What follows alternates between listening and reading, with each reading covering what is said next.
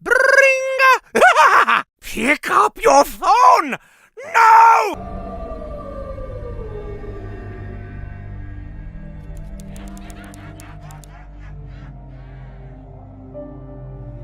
Where are we going from here?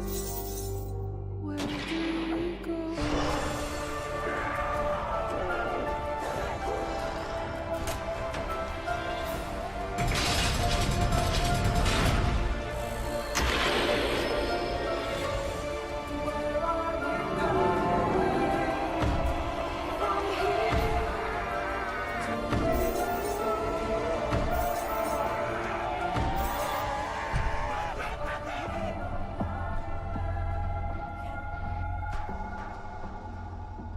It was a challenge to try and capture something as iconic as Alcatraz.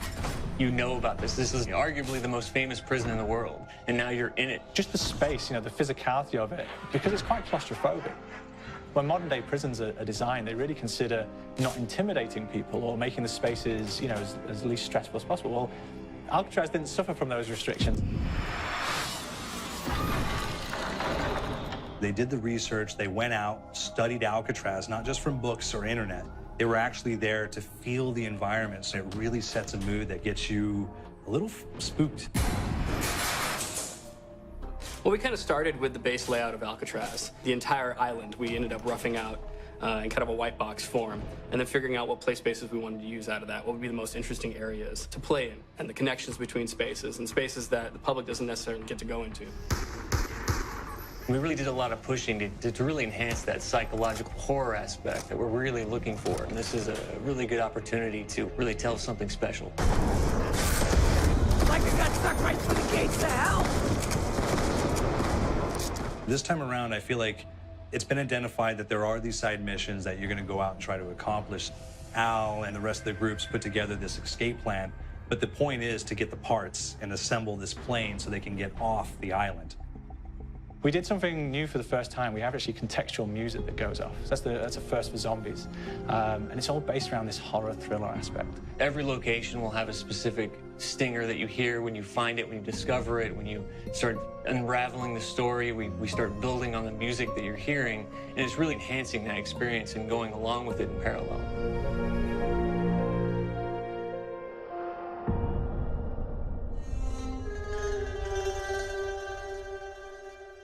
Because we wanted to embrace this kind of horror thriller element, we wanted character actors, guys who could really embody someone and then convey emotion. So that's why we went for guys like Ray Liotta, getting in that kind of guy, we wanted a frantic nature. So he plays a character called Billy Handsome, who's this kind of psychopath who would be employed by the mob to kill people in interesting ways.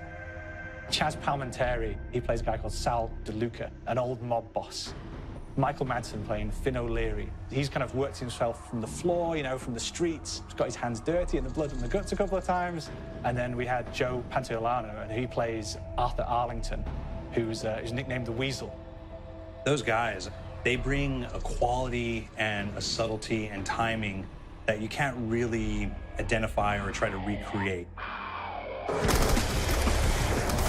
Bring it on, dirtbags! You start off in the afterlife mode, and that's just going to be what's going on. You're going to try to solve the mystery from the second you start. Afterlife, to me, brings a new element, like a new puzzle element. It forces me to think a little bit more or look for the clues or kind of think of zombies on a slightly deeper level. You see clues throughout the map that tell you, ooh, perhaps if I'm in the afterlife, I can interact with this object, or there's some puzzle going on here that I need to be in the afterlife. Back east, I whacked a dirty dentist with one of these. Took forever, too. Alcatraz has a Civil War kind of fort background before it turned into a penitentiary. And so we had this kind of backstory, the idea that the warden would have collected Civil War weaponry. And one of them is a blundergat. It's a fictional weapon, but the idea of the combination between a blunderbuss and a Gatling gun. And possibly, there might be a way of upgrading it to a more fantastical weapon that the players may find. You all gotta go sometime. You just went now. There's one main zombie, one big zombie that's going to come through and wreak havoc on your life. He'll lock down the perk machine, he'll close down the box, so you have to pay to get that open again. So you don't want him to interfere with your process. Now's a good time to pick a fight. It's a fun challenge. It keeps things moving forward. In terms of perks, we have a new perk called Electric Cherry. When you reload, it gives a shock around, which scales over time. I was asking for it, please, ball. There is so much to experience in this map. Every time I play it, there's a new tactic to take, a new experience, a new objective to go for. But there's also this layer of things that we aren't exactly exposing to the players right off the bat and will need to be discovered.